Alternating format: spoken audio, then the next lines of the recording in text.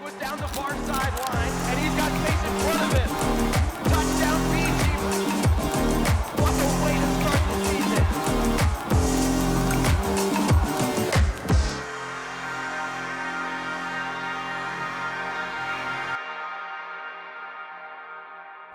Welcome to the Swoop, BG Falcon Media's live sports talk show. Bowling Green Athletics is in full swing right now with 6 programs underway this week, so there's no better time to talk sports. We've got a lot to talk about this week as the Swoop will take a short break for Thanksgiving, which means that championship season's here for most fall sports, as football will have a crucial Black Friday match against Miami, volleyball's got the MAC tournament, and men's soccer. They just closed out their season. So without further ado, I'm your host, Chaz McNeil, and I'm joined by Falcon Media Sports Network analysts Wyatt Broadbar and Caden Knapp. How are you guys doing today? Good. How are you doing? I'm doing phenomenal. So with that said, let's just jump into football. Starting with football, we have to talk about this team because due to our break, we're going to take a short break next week for Thanksgiving. We won't be able to cover the Miami Black Friday game.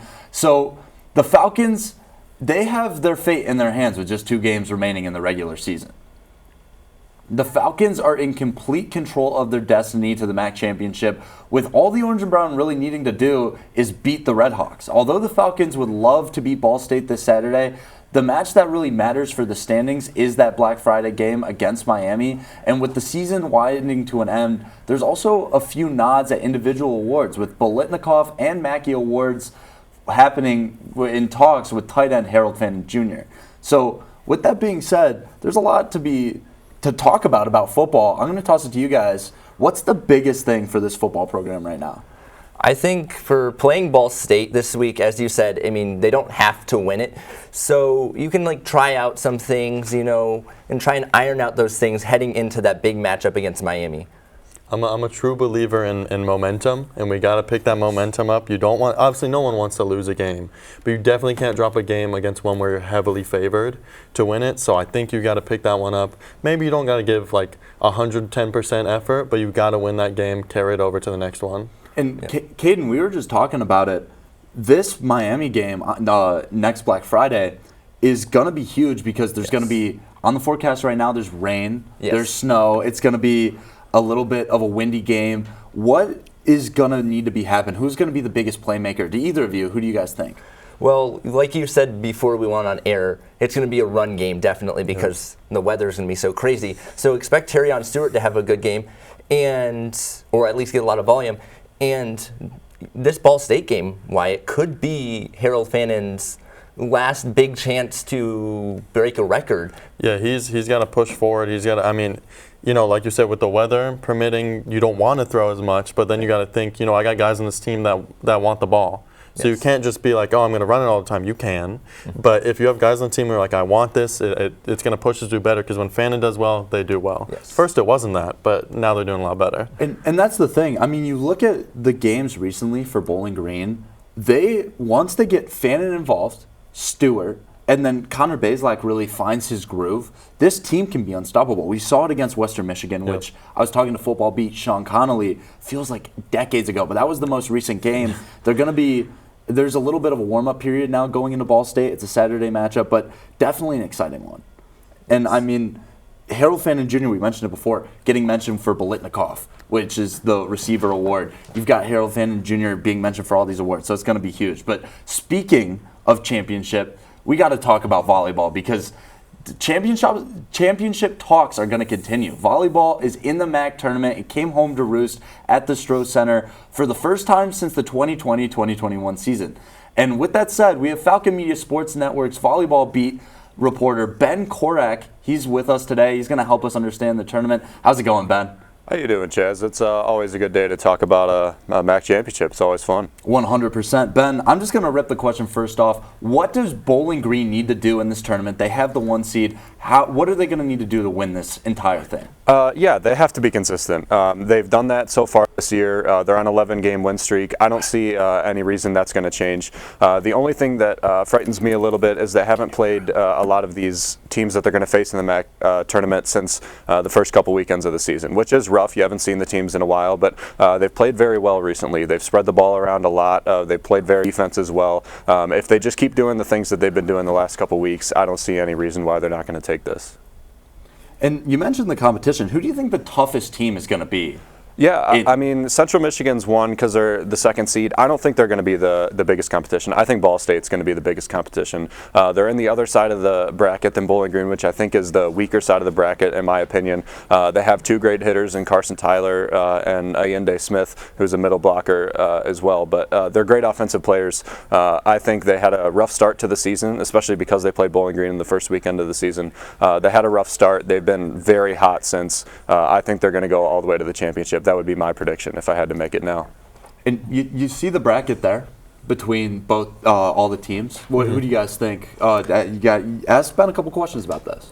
Yeah, so Ben, how important do you think it is for BG to be hosting this tournament for the first time since 2020, 2021? Oh, it's huge. In my opinion, the Stroh Center for a volleyball game is one of the most electric atmospheres on campus, if not the most. Daniela Tomic and her team always get the fans involved. They have a lot of fans, just the volume of people. They get very loud. They get very rowdy. It's beautiful to see. It's such a great home court advantage for the Falcons. That was the main reason you wanted to get that one seed and win the regular season MAC championship, is because you get that home more than anything else, over the bye, over everything. You get that home series, and I think that's just huge for the Falcons. It'd be huge for every team, but especially in the Stroh Center where there's such a great atmosphere. And Ben, this was a team that really they had the record for the most fans in the stadium during the Ohio State game. Fans are going to come into play. Mo and John Stansbury Court, a lot of culture really building there. How big is that culture, and really what? This is more of a segmented question. Who do you think the breakout player for Bowling Green is going to be if the star players can't step up? Yeah, I mean, answering the first part, it's a family. It really is. Bowling Green Volleyball, both the team, the coaching staff, their fans in the community as well, they're all so tight in with each other. They all support each other in almost everything that they do. Almost no negative flying between the team, the community, the coaching staff. It's all positive, and that's how you get to this situation with a successful team. As far as breakout players, I honestly don't think they're going to have one. I think they have their starting five All-MAC honors in their starting lineup. So I think those are the players to look for, and I don't see anybody stepping forward. So Ben, with that said, I want to thank you for joining us. Me and you are going to be in the Stroh Center a lot this upcoming weekend. I'm excited to do it with you. Yeah, it should be fun. I'm looking forward to it. So while volleyball looked to extend their season, men's soccer just wrapped up their year in a loss to Evansville in the Missouri Valley Conference Tournament Championship. And it was a big season for BGSU men's soccer, with the Falcons running the table all the way to their conference championship. The team nearly made a bid for the NCAA tournament, but were really one of the final teams left out. Play-wise, several Falcons stood out, with Trace Terry and Bennett Painter. They became the first pair of double-digit goal scorers for BG since the 1996 season. And with the season now behind them, BG have a lot to build on for 2025. So I hope you guys are excited about this as much as I am. There's a lot to build on. 3-2 overtime loss, though, that's tough, especially in the championship. Yeah, I mean, that hurts because, I mean, this team was on top of the world for a lot of moments of their season, and it hurts them to be at a point where it's like you get so far, just to fall, especially when it's a close game like that in overtime. But the good news for them is they have a multitude of underclassmen and players that are going to return next year, so this is a great experience for them. And I'm excited to kind of see them build off of that into the future years. But I think part of the reason why they were left out of the tournament at the end is when they went 3-5-1 on the road. And Chaz, you had kind of mentioned it off air, that kind of that pedigree there. But now they've kind of built that up and be like, hey, we beat the 14th team in the nation. We were close with Michigan. And like I said, they have experienced players heading into next year. I mean, that's a really good point. You look at what BG men's soccer has done throughout the year. They had big games. They upset Western Michigan. I was talking to Lucas, one of the beat reporters for men's soccer, and he was saying that it was just one of those things where they got left out because they didn't have the really title contention ability that you'd want with a tournament team. But with that said, I mean, you look, Trace Terry, Alberto Anaya was MVC first team. They had so many players. Kyle Kusmano won Defensive Player of the Year. He gets out in that game. It's really tough. I mean, the players are there, though. That is a solid program. Yes. Yeah, they got a future ahead of them for sure, a great one. They just got to iron out their issues, really, and then I think once they got that, I'd say they got a shot. More than a shot. And I hope you guys are ready to talk a little bit more volleyball because we're wrapping up soccer. We're going back to volleyball because half of the show already was about the sport, but now, coincidentally, so will Athlete of the Week. So this week's Athlete of the Week is Lauren Hovey, following what is arguably the most clutch performance of the year against Ohio. When the Orange and Brown had their backs against the wall in a fifth set, Hovey scored 5 of the 15 points needed to win the MAC's 1 seed in the MAC tournament. Earlier this week, it was also announced that the junior outside hitter won the MAC's Offensive Player of the Week for this week, as well as MAC Player of the Year. Absolutely huge. So to read more about Hovey before the MAC tournament kicks off, you can check out the Athlete of the Week article in the BG newspaper, on bgfalconmedia.com, and at many locations on and around campus. So with that being said, best time of this show, I always say it. We're going to get into our Athlete of the Week projections, and yeah, a lot of volleyball. It's going to keep going. I'm gonna just kick things off. It was the first correct prediction, first and only. Give me Amanda Otten. She is my pick for Athlete of the Week. She's got a chip on her shoulder. Didn't win MAC Setter of the Year. Somehow, I think she'll come out firing.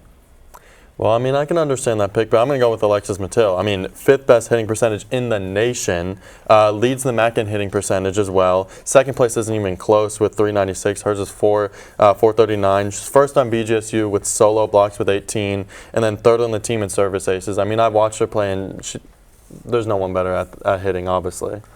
Well, I guess, I'm going to keep the volleyball train going by picking Jessica Andrews. She's very experienced, she's great at functioning as a role player, and she led the team in blocks. And, I mean, you look at all these picks. These are players, all of them made either first or second team All-MAC. Yes. The old Jessica Andrews, I believe, made second team.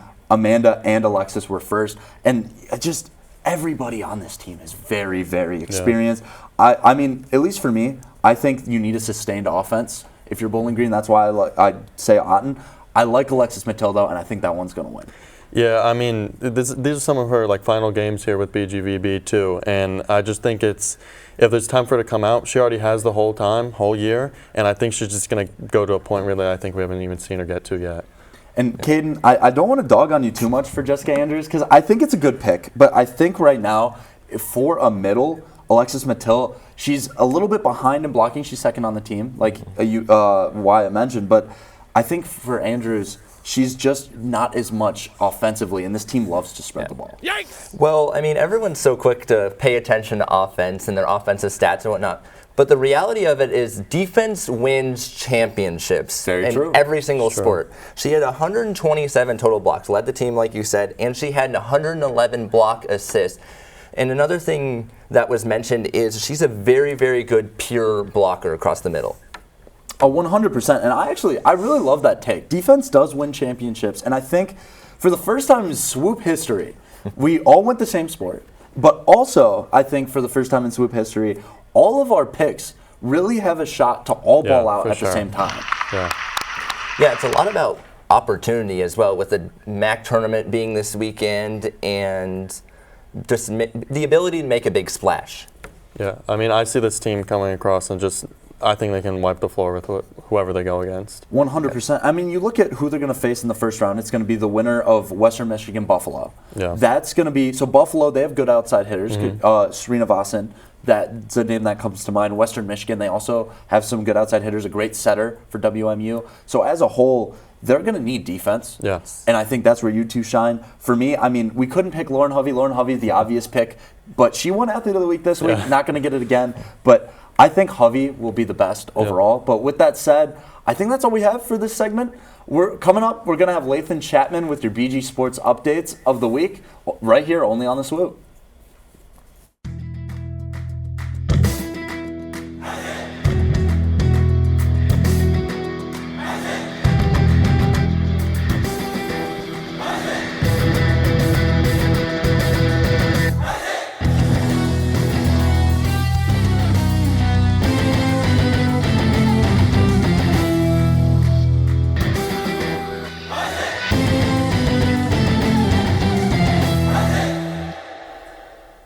Reporting for the Swoop, I'm Lathan Chapman.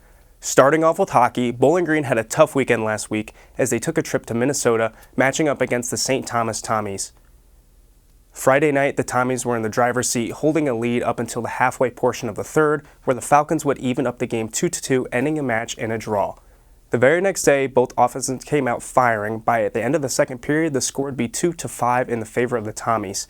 3 minutes into the third period, the Orange and Brown would score as they fought to gain momentum, trying to claw back. BG's defense stood tall until St. Thomas would end any hope of a comeback, scoring with just 3 minutes left in the match. With that loss, the hockey team is now 5-4-1 on the season. Men's basketball got back on track this past Tuesday after a tough loss against Michigan State. The Falcons look to get back in the win column against the Niagara University Purple Eagles at the Stroh Center. In the first half, Bowling Green would find themselves in a 4-point deficit as halftime rolled around. In the second half, an NU timeout would spark a Bowling Green 13-0 run to put the Falcons in the driver's seat 65-50. Throughout the rest of the game, the Orange and Brown would not let up scoring, forcing a shootout that the Purple Eagles would not win.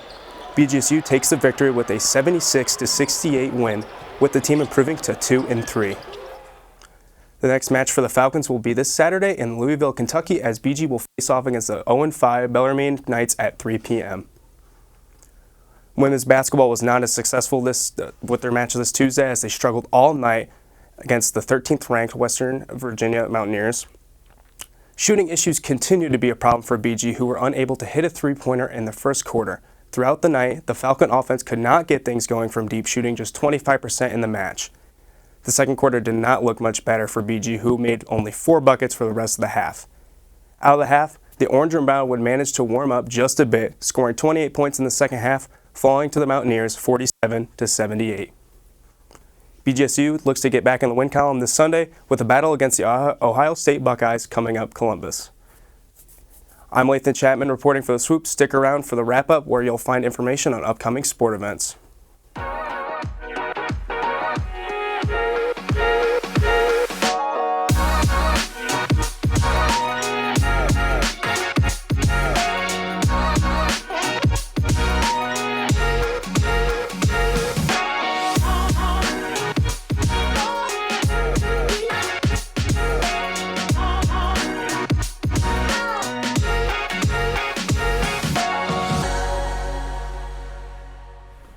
Welcome back to the wrap-up, where we update you on all sports happening in the next week.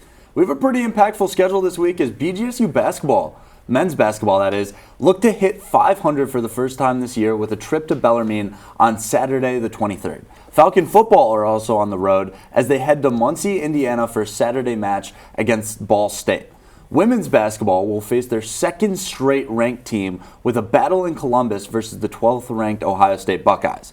Finally, since we won't be here next week, we should say that BG Hockey take on Michigan Tech at the Stroh Center Friday, November 28th and Saturday the 30th. And we didn't talk about it on the show today, but Caden, you are the women's basketball beat. Thanksgiving, there's a pretty big tournament happening with women's basketball. Give us a little update on that. Yeah, so the Falcons on Black Friday will take on Stetson, and then they'll take on Arkansas the day after that, Saturday. So it's going to be the third Power 5 team that they get, or Power 4 now team that they get to play in Arkansas. And that Stetson game is huge for them because the Falcons have had a lot of tough opponents in their out of conference, and that's one of those games that they, got to win and continue the momentum going. Yeah, where do you think they can really improve to pull out that game efficiently in a way that can show that they got the momentum back? So against West Virginia brought a lockdown full court press, and I think if they're able to get around that and be more considerate with the basketball and get Erica Porter involved because she's been in a lot of foul trouble as of late, I think they'll be able to be competitive late and maybe even get big win against Arkansas. Yeah. And that's the thing that's really sad is we got to take a break because of Thanksgiving. Obviously can't have a show on Thanksgiving Day. So there's a lot of athletic events we're going to miss. We talked about Miami being a big one. That's on Black Friday in the rain. That's a game that's going to be missed. Hockey, they're off this week. So we can't really talk about them this week. That's why we threw them in the schedule. But with that said, I think that's going to do us. Yeah. You guys have a phenomenal Thanksgiving week. Don't forget to check out bgfalconmedia.com for more features, recaps, and more. Be sure to swoop in next time right here on The Swoop. Good Swoopsgiving. Swoopsgiving.